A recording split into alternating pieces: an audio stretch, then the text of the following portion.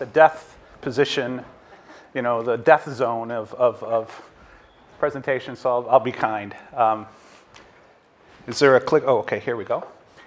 Yeah, I'd like to talk about, do users really want to avoid IT? Now, my background, it's just 30 seconds of it. I'm a technologist by training. I taught computer science at the University of Michigan back in the 70s and 80s, and then went through a bunch of startups and ended up in the corporate world, sort of mid-90s.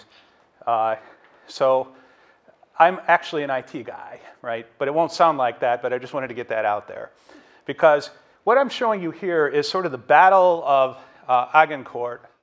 Really quickly, is these cloud wars. And then just a couple slides on what I call rainmaking and some real benefits I think are actually the secret sauce for what we're going to get out of these cloud wars. You know, I've had every major vendor sort of come through. At Fidelity, we use a combination of big iron, small iron, all kinds of iron. As Bill told you, we essentially make our living both running money, which you know the Fidelity mutual funds, but what most people don't know is most of those funds come through 401k programs where we administer probably nearly 30,000 different employers and 22 million participants.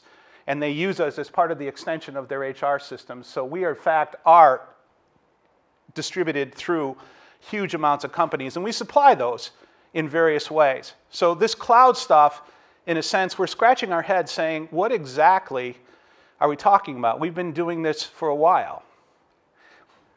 Now, we don't throw in the Ginsu knives, but I'm thinking after all the marketing, I think, are we dealing with a fundamental shift, or are we really dealing with a marketing sort of change? We have, by the way, users lament. And in this case, I'm actually talking about the three things that I'm concerned about, not with my chief information officer hat on, but when I've at times served as a COO or a CEO. And I'll talk about its speed, size, and cost. And I think these fundamentally change the physics of what we're dealing with. So let's talk about speed versus fit.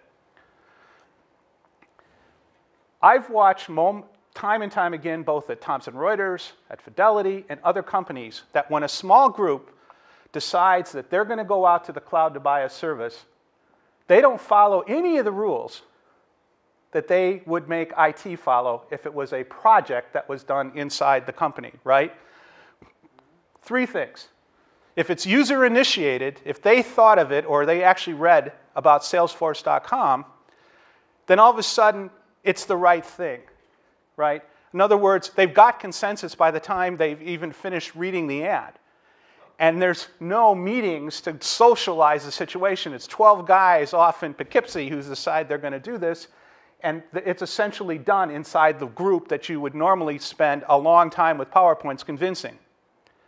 The second thing, of course, is when you have 12 guys in a room, any project's faster, by definition, because they can beat on each other to get the thing done and to use it and the whole. And finally, and this is probably the most important thing, is if they can do it on their budget without getting corporate involved, then they're willing to change how they run their business processes to the way the software does it.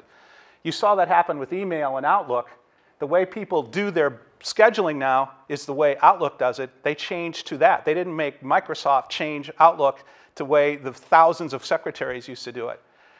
This speed versus fit is a huge thing, because what happens is everybody's now used to, well, if we go outside and buy this service, we can do it like this, where if we engage our own internal experts, it's going to take 6 months or a year.